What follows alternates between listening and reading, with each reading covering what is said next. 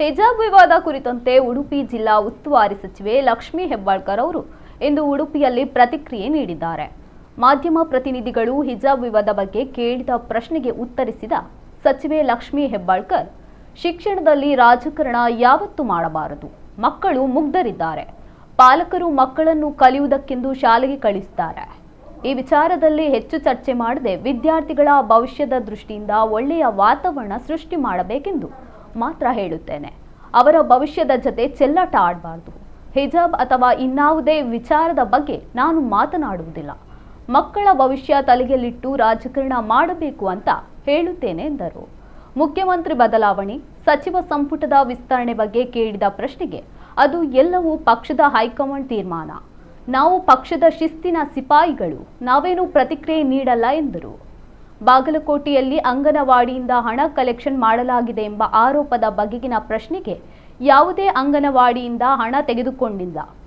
ಯಾರೇ ಆಗಲಿ ಹಾಗೇನಾದರೂ ಹಣ ಕಲೆಕ್ಷನ್ ಮಾಡಿದ್ದಲ್ಲಿ ಈ ಬಗ್ಗೆ ತನಿಖೆ ನಡೆಸಿ ತಪ್ಪಿತಸ್ಥರ ವಿರುದ್ಧ ಮುಲಾಜಿಲ್ಲದೆ ಕ್ರಮ ಕೈಗೊಳ್ಳಲಾಗುವುದು ಎಂದು ಲಕ್ಷ್ಮೀ ಹೆಬ್ಬಾಳ್ಕರ್ ತಿಳಿಸಿದ್ದರು. ಸಚಿವೆ ಲಕ್ಷ್ಮೀ ಹೆಬ್ಬಾಳ್ಕರ್ ಅವರು ಇದೇ ಸಂದರ್ಭದಲ್ಲಿ ಸಾರ್ವಜನಿಕರ ಅಹವಾಲು ಸ್ವೀಕರಿಸಿದರು. ನೋಡಿ, ಶಿಕ್ಷಣದಲ್ಲಿ ರಾಜಕಾರಣವನ್ನು ಯಾವತ್ತೂ ನಾವು ತರಬಾರ್ದು.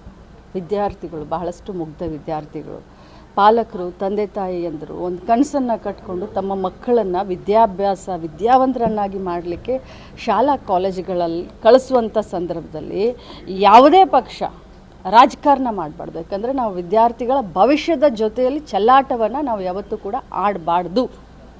ಅಂಥದ್ರಲ್ಲಿ ಈ ವಿಚಾರಗಳನ್ನು ನಾನು ಇದ್ರ ಬಗ್ಗೆ ಜಾಸ್ತಿ ಚರ್ಚೆ ಮಾಡದೆ ವಿದ್ಯಾರ್ಥಿಗಳಿಗೆ ಅನುಕೂಲ ಆಗುವಂಥ, ಕಲಿಯುವಂಥ ವಾತಾವರಣವನ್ನು ಸೃಷ್ಟಿ ಮಾಡೋಣ ಅಂತ ಇಷ್ಟು ಹೇಳಲಿಕ್ಕೆ ಬಯಸ್ತೇನೆ.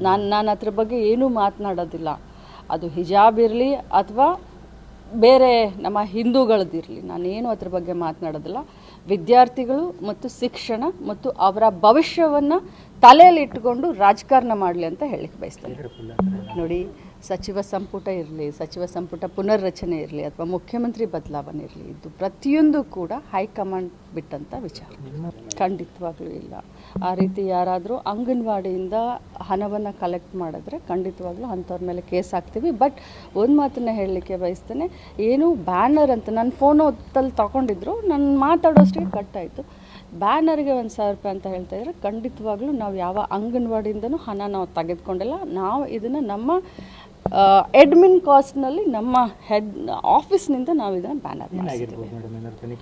ಖಂಡಿತವಾಗ್ಲೂ ಏನಾದರೂ ಈ ರೀತಿ ಆಗಿದೆ ಅಂತ ಯಾರಾದರೂ ಅದನ್ನು 1,000 ರೂಪಾಯಿ ಕಲೆಕ್ಟ್ ಮಾಡಿದರೆ, ಅದು ಯಾರೇ ಕಲೆಕ್ಟ್ ಮಾಡಿದ್ರು ಕೂಡ ಅವ್ರ ಮೇಲೆ ನಾವು ತನಿಖೆಯನ್ನು ಖಂಡಿತವಾಗ್ಲೂ ಮಾಡ್ತೀವಿ.